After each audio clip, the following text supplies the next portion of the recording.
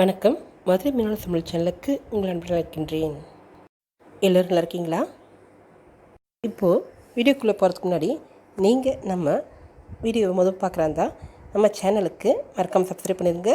பண்ணிட்டீங்களா? வாங்க நம்ம சப்ஸ்கிரைபர் கேட்ட பூண்டு ஊறுகாய் தான் செய்ய போகிறோம். 1/2 கிலோ பூண்டு எடுத்து வச்சுருக்கேன். இதை நல்லா கழுவிட்டு தோல் உரித்து க்ளீன் பண்ணி வச்சுருக்கேன்.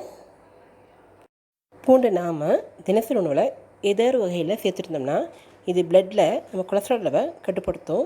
அதோட நல்ல ஜீரண சக்தி கொடுக்கும். மல்லி விதை 1/2 கப், புளி தேவையான அளவு, ஒரு சின்ன பால் அளவுக்கு இருக்குது. ஏன்னா பூண்டு ஊறுகாயில் புளிப்பு சுவை கொஞ்சம் தூக்கலாக இருக்கணும். இதிலேயே மல்லி தவிர்த்து செய்யலாம். நம்ம ஊர் பக்கம் மல்லி சேர்க்க மாட்டாங்க. நான் இன்றைக்கி ஆந்திரா ஸ்டைல் செய்ய போகிறேன். மிளகு சீரகமும் எடுத்து வச்சுருக்கேன். அது கூட கடுகு வெந்தயம் இது எல்லாத்தையும் பொடிக்கிறதுக்கு. மிளகு சீரகம் கடுகு வெந்தயம் இது எல்லாத்தையும் நம்ம வறுத்து தான் பொடிக்க போகிறோம். இது கூட மிளகா வத்தல் சேர்த்துக்கணும். இப்போது புளியை ஊற வச்சுக்கலாம். இது ஊறட்டும்.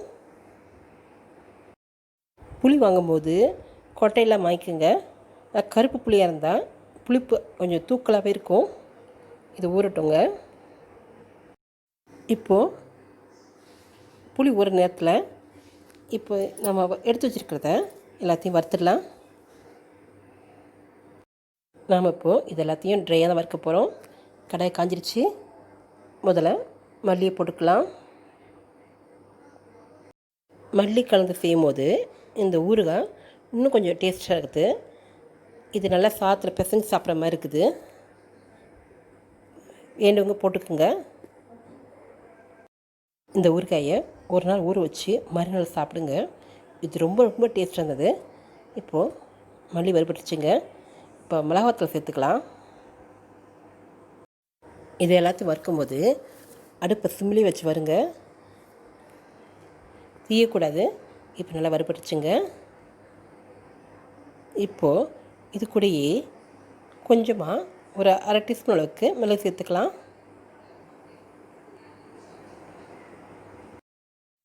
1/2 டீஸ்பூன் சீரகம் சேர்க்குறேன். நீங்கள் இந்த ஊறுகாவை ஒரு முறை பண்ணி பாருங்கள். இனி எப்போவுமே இதே மாதிரி தான் பண்ணுவீங்க. இப்போது கடுகு 2 டீஸ்பூன் சேர்த்துக்கலாம்.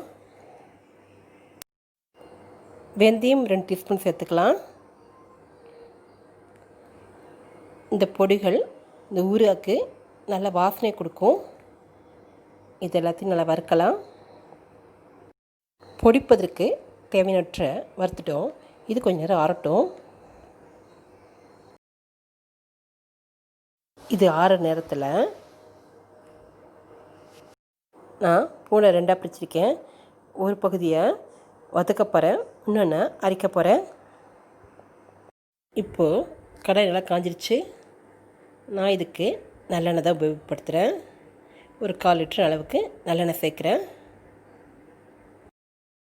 நல்லெண்ணெய் நம்ம உடம்புக்கு நல்ல குளிர்ச்சி கொடுக்கும். நான் சமையலுக்கு அதிகமாக நல்லெண்ணெய் தான் பயன்படுத்துவேன். இப்போ பூண்டு வதங்கட்டும்.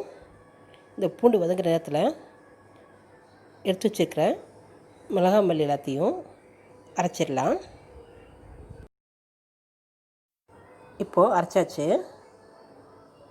பூண்டெல்லாம் வதங்கிருச்சு.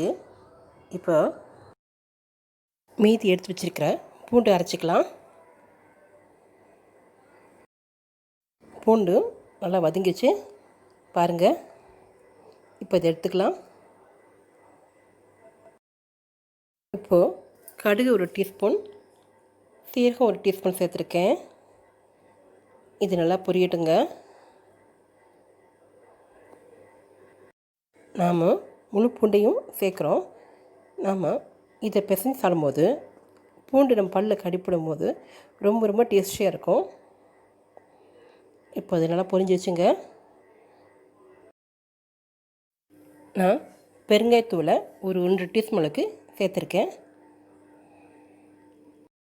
நம்ம பூண்டை முழுசாகவும் அரைச்சும் சேர்க்குறதுனால இது நல்ல டேஸ்டியாக இருக்கும். இப்போது கருவேப்பிலை சேர்க்கலாம். கருவேப்பிலை நல்லா பொரியணும், நல்லா முறுமுறுன்னு ஆகணும்.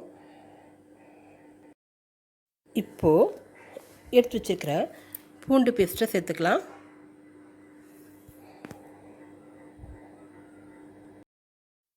பூண்டு கொலஸ்ட்ராலை கட்டுப்படுத்தும்.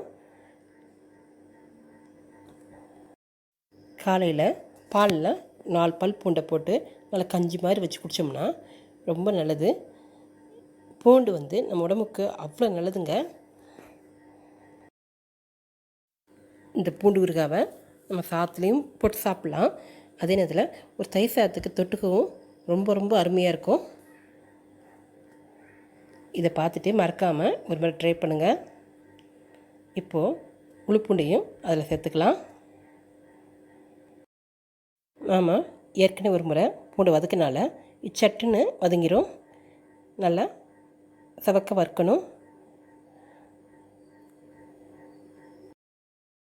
நல்லா வதங்கிடுச்சுங்க. இப்போது புளிக்கரைசல் சேர்த்துக்கலாம்.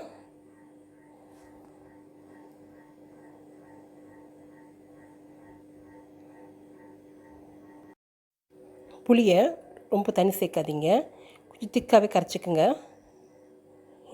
இது நல்லா கொதிக்கட்டும். பாருங்கள், இப்போவே இது வாசனை ரொம்ப அருமையாக இருக்குது. நல்லா கமகமான்னு இருக்குது.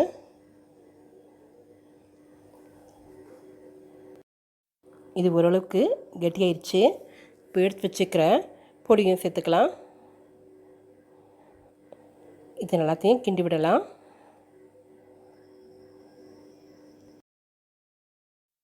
அரைச்சி வச்சுருக்கிற பொடி எல்லாத்தையும் சேர்த்துட்டேன். நல்லா தளன்னு கொதிக்குது பாருங்கள். இது வாசனையே ரொம்ப ரொம்ப சூப்பராக இருக்குது. கலர்ஃபுல்லாக பாருங்கள் எப்படி இருக்குதுன்னு. பூண்டு நல்லா வந்துருச்சு பாருங்கள், நல்லா நசுங்குது.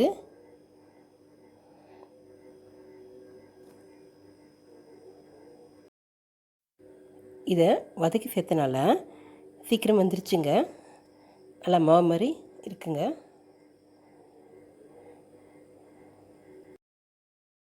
நான் புளி ஊற வைக்கும் போதே பாதி உப்பு சேர்த்துட்டேன். இப்போ மீதி உப்பையும் சேர்த்துக்கலாம். உப்பு தேவையான சேர்த்துக்குங்க.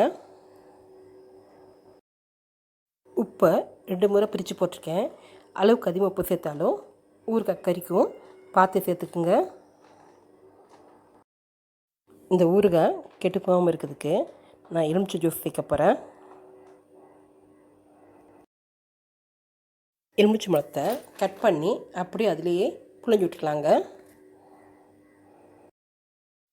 இது இந்த பூண்டு ஊறுகாவை ரொம்ப நாட்களுக்கு கெட்டு போகாமல் பாதுகாக்கும். குறைஞ்சது ஒரு 3 மாதமாவது இந்த ஊறுகாய் அப்படியே இருக்குங்க. நல்ல பாட்டிலில் போட்டு தண்ணி படாமல் பார்த்துக்குங்க. எல்லாத்தையும் புழிஞ்சிட்டோம். இது மட்டும் இல்லைங்க, இதுக்கு ரொம்ப தூக்கலான டேஸ்ட் தரதுக்கு வெல்லம் சேர்த்துக்கணும். நான் ஒரு 2 டீஸ்பூன் அளவுக்கு நாட்டு சக்கரை சேர்த்துக்கிறேன்.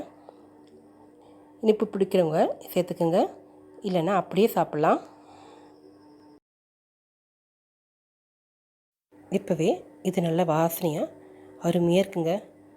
இது ஊற ரொம்ப ரொம்ப டேஸ்டியாக புளிப்பு காரத்தோடு ரொம்ப அருமையாக இருக்குங்க. இதை நீங்கள் ஒரு முறை செஞ்சு பாருங்கள். நான் இதை டேஸ்ட் பண்ணிட்டேங்க. ரொம்ப ரொம்ப டேஸ்டியாக இருக்குங்க. இது வச்சு ஒரு சட்டி சாதம் சாப்பிட்லாங்க. அருமையான சுவையில் இருக்குங்க. அது நீங்கள் ஒரு முறை இதே மாதிரி செஞ்சு பாருங்கள். இது எப்படி இருக்குன்னு சொல்லுங்கள். மறக்காமல் சப்ஸ்கிரைப் பண்ணிடுங்க. கீழே இருக்க பெல் பட்டன் அமுக்குங்க. அப்போ தான் நாங்கள் போகிற வீடியோ உங்களுக்கு வரும். நன்றி.